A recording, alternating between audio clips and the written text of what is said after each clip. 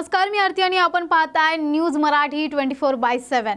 चला तर मग एक नजर टाकूयात आजच्या महत्त्वाच्या घडामोडींवर।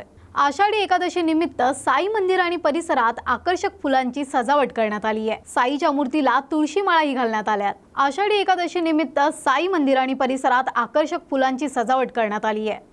साईच्या मूर्तीला तुळशी माळाही घालण्यात आल्या। शिर्डी माझे पंढरपूर या उक्तीप्रमाणे साईबाबामध्ये पांडुरंग विठ्ठलाचे रूप साई भक्त बघत असतात।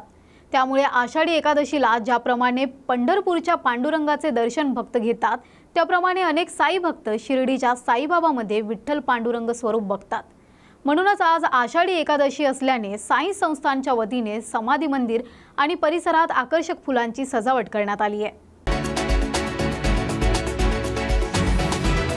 श्री क्षेत्र प्रति पंढरपूर वडोदा इथल्या विठुरायाची महापूजा करण्यात आली आहे।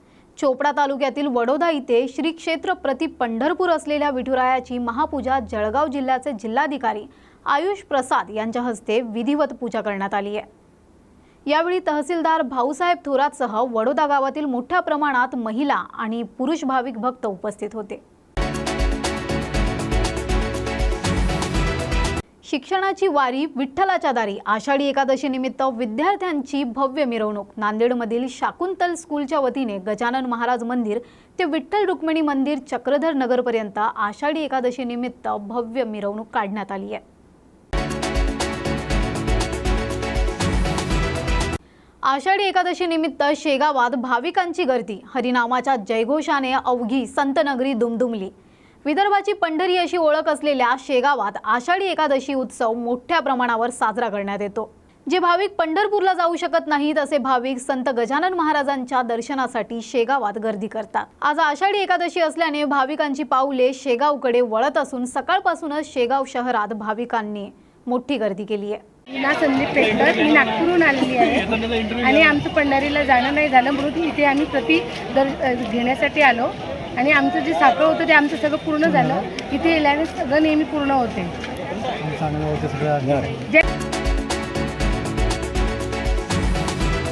छोटे पंढरपूर म्हणून ओळख असणाऱ्या वाळूज नगरीत विठुरायाच्या दर्शनासाठी भाविकांची मोठी गर्दी।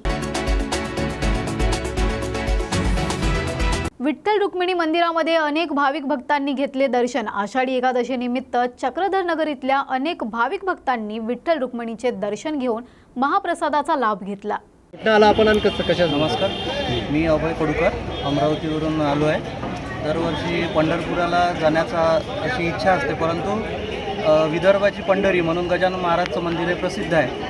त्याच्यामुळे मी दरवर्षी आषाढी एकादशीला या आपल्या गुरुमाऊलींच्या चरणी आमचं कृतज्ञता एक व्यक्त व्हावं म्हणून या ठिकाणी दर्शनाला।